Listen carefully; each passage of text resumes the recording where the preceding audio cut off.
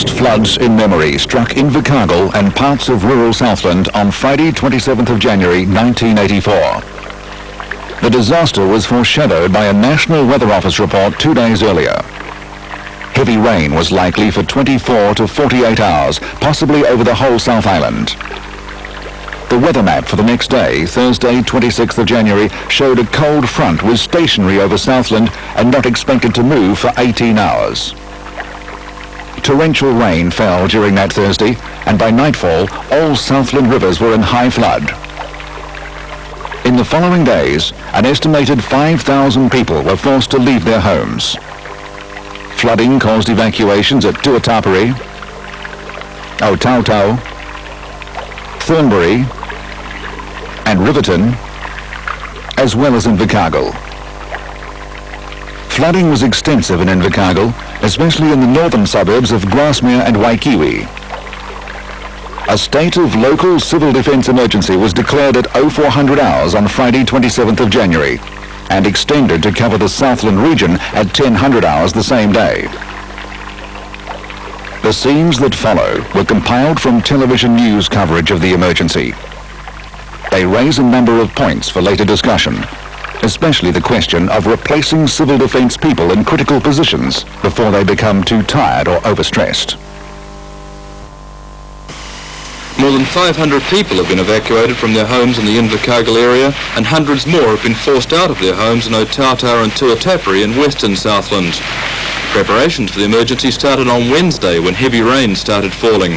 Civil defence staff were assembled last night. The state of emergency declared at 4 o'clock this morning.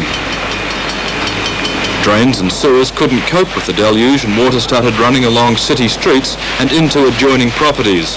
Added to the problem, local streams burst their banks, putting parts of Invercargill under several metres of water. Late this morning, rain started to ease and it looked as if floodwaters would drop, but rivers continued to rise and the situation further deteriorated. There were more evacuations when the Otapuni stream, which flows through the centre of the city, flooded. Early this afternoon, the Waihopai River on the northern outskirts of the city breached its stop banks, and families were evacuated from about 300 houses in Gladstone by trucks and helicopters. Water from the Waihopai also flooded an industrial area. Evacuation tenders were set up in 2 schools and in the Invercargill Scottish Hall, and some families are staying with friends. Police, firemen and army personnel were flown to Invercargill today to boost local emergency services. Transport was severely disrupted. Floodwaters soon forced traffic off city streets, and roads throughout Southland were also cut. The province's only link with the outside world was by air.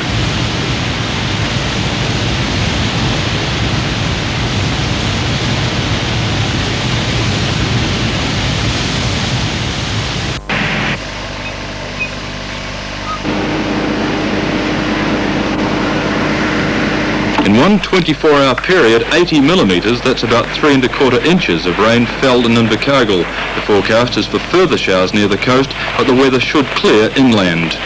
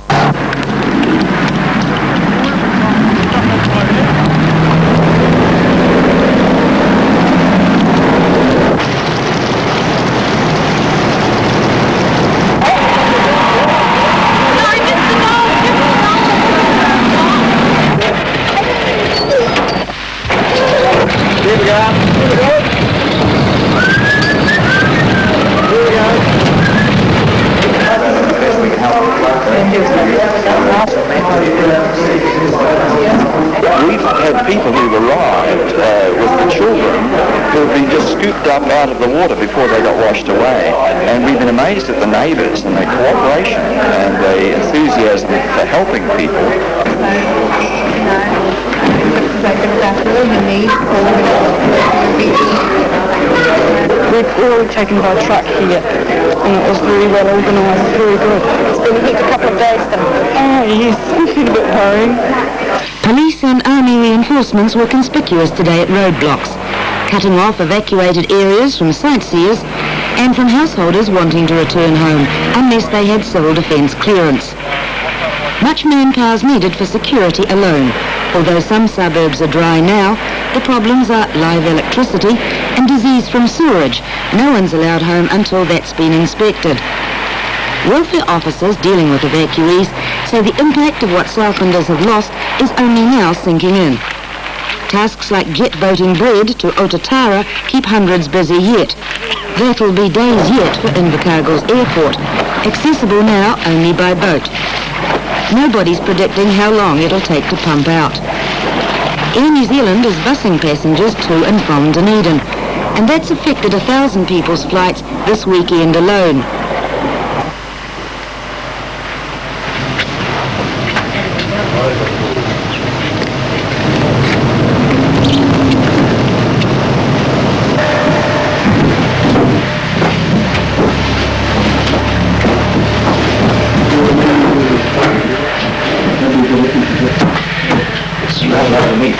Problem too, these motors people have been tremendous, really, with people we never expect would come in and help us. If you go down to your houses with the inspectors and stand outside the front gate, and they'll go in with you one at a time. Okay. Anyone in Dudley, and there's two from Ross, if they wouldn't mind coming with me, For these residents of the suburb of Waikiwi, it was the first time they'd been allowed home since floodwaters swept down the Waihupai River on Friday and forced them from their homes. In other parts of the city where the water has receded and electricity and drainage have been inspected, evacuees have returned home to clean up. But in this area, where 600 homes were evacuated and several hundred are still underwater, residents were allowed in only to collect possessions. They saw for the first time what the floodwaters had done to their homes.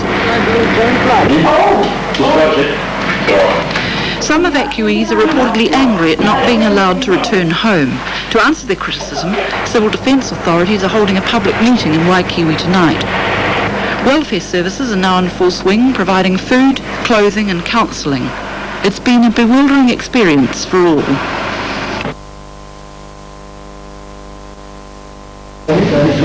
What sort of personal problems are confronting you and having to be settled? Personal problems, well, most of them is lack of contact with the rest of the family, and we're very concerned over that. And some of them is the feeding of pets and that, because we have a pet patrol, and they're ringing in wanting their pets fed, if possible, if we can find them. For residents in the Grassmere Waikiwi district, their homecoming means facing a massive clean-up. About 360 families have been allowed to reoccupy their homes, and today they face mud-laden carpets and sodden walls with the fire brigade's assistance. Although some of the furniture can be dried and salvaged, badly damaged belongings can only be dumped. A group of 12 families in one street who'd stayed on were evacuated today because of the problems caused by the backup of sewage in a higher part of the suburb. Civil defence authorities have set up a centre to keep residents informed on the reason for their decisions and how residents will be affected. But not everyone's happy with the way civil defence is operating.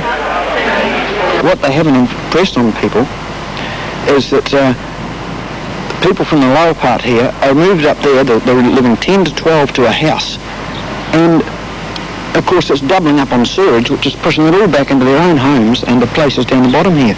I'm not angry now. I was very angry yesterday. They knocked us around something awful. We came up. They told us to go away. We came back. They told us we needed permits. We got permits. We came back. And then they told us they weren't letting us go down anyhow. You know, the police have been okay. The army have been okay. But some of the people at civil defence, you know, just don't know what they're doing. I'm not doubting the ones at the top do, but some of the ones running around. Helen and husband Peter have waited anxiously all week to be allowed to return home to see what havoc the flood caused. Look at the silt in here. Apparently we're coming to the top. The silt doesn't One of the worst clean-up jobs is getting rid of rotten food. In most of the houses, the power's been off since last Friday. Local freezing workers have been helping residents clean out their freezers and take food away to be buried at the tip. Civil defence authorities have now lifted restrictions on people returning home, although in many cases their houses are still far from habitable. Late today, the authorities decided to keep the state of emergency in force in Invercargill and parts of rural Southland until everyone's housed properly again.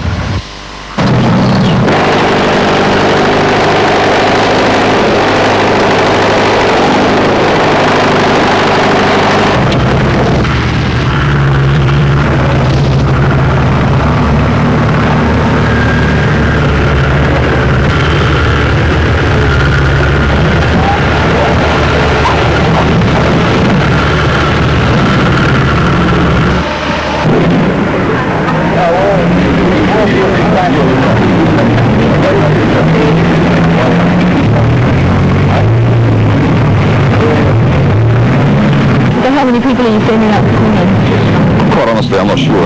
We think we've got about 150 here this morning, plus there are maybe another 600 already out all over the province, working at the moment, making their own way independently. What sort of jobs are they having to do? In most cases, we're going into houses in the newly opened up areas of Grassmere. Some of them are going out to industrial areas, helping clean up there, but they're really scattered all over the place. And what's been their response to this? Oh, tremendous. You can see them this morning, they're here willing to get their sleeves rolled up and their lunches hopefully today, and they're willing to work.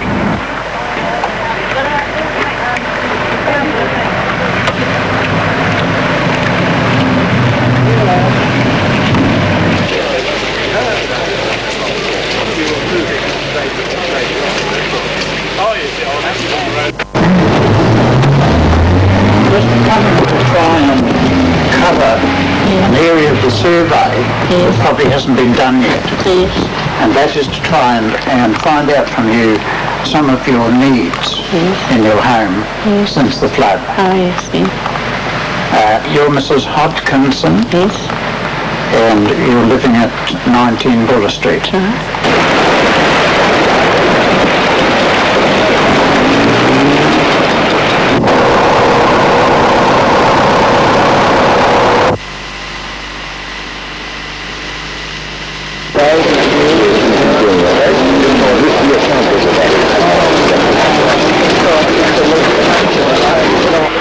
Many Southlanders have learnt the hard way the value of knowing the civil defence instructions on emergency evacuation printed in their telephone book.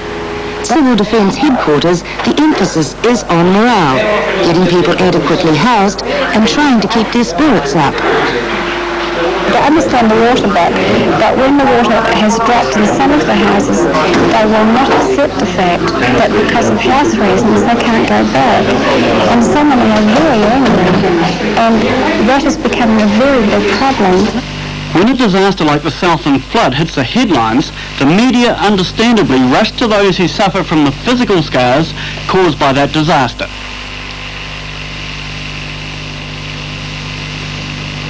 This was no exception.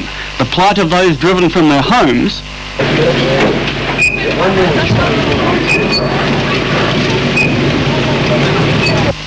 who lost property and stock or suffered severe farming damage, all this was highlighted in newspapers, on radio and television. Any disaster invariably brings a community closer together. People do get together in times of need. They help their neighbour. Once again, these aspects of the flood have been highlighted. But what about the group of people behind the scenes who mastermind the safety and then the restoration of the community? Those who even suffer criticism from some quarters of the stricken population, the civil defence. Once the state of emergency was announced, just how long did it take to get the operation going? Well, when I was over the police station there with the controller and the mayor and the district commander of police, and when Tommy said to me, he said, "Righto, Bill, get your operations room going." She was operational within half an hour. From that moment onwards, an estimated 400 volunteers swept into action, working around the clock during those frantic few days of the flood. And no one worked harder than those at the Civil Defence headquarters in the Civic Administration building. Take 17-year-old Tonya Bell, for instance. Bill put on the request on the radio then, okay? She worked on rescue missions in the field, and when a shift was finished, she'd man a communications radio in the headquarters for another 12 hours, working around the clock for those in need. She'd been just a tiny cog in a big wheel, but was an inspiration to those above her who undertook similar hours. Bill Early estimated that he only slept 12 or 13 hours during the first 8 or 9 days of the disaster. Welfare officer Anne Stoddard was another who shunned sleep night after night. You can have a railway house that comes to see you this morning. It's nearly lunchtime. As long as he comes to see you for the next 2 or 3 hours. Key personnel in civil defence were overworked during this disaster, and they must be fully alert at all times to make crucial decisions. It's a problem which local bodies must overcome before the next emergency. Invercargill Civil Defence Controller Jim Bruce. It's to try and train people to take their place. We're very fortunate in the control side that we have 2 alternate controllers, and they took over at peak times, and that'd be wonderful. But in the other sections, it definitely needs trained persons to take over. Somebody's got to carry on, and what I'm trying to build up is a team of people that could step into an operations room and take over. But they can take over on the welfare, the communications, the rescue. And this is what we need. 8 hours, let's face it, we've been going, what now, 9 days, I think, from memory, something like that. And we're only human beings. I understand that you had almost some sort of premonition about the flood, and that you prepared a report on what might happen just a matter of weeks beforehand. On October, sometime 23rd, I think it was, I wrote to the catchment board and asked them to prepare me a map of the low-lying areas of Invercargill that could create a civil defence emergency. Right? They produced this map. I got it on November the 29th, I think it was. I had my Christmas break. I started on it then. We had a look at the big aerial photos. We counted up there was 1,205 houses. I had a look at the statistics for Southland, and I estimate to be round about 5,000 evacuees. Okay, how do you feel? What they would feel when they hear that rain thundering down? Is it on again? This is going to be our problem. I feel it's a long-term problems people are going to face, and we have got to support those people right through for, I'd say, months.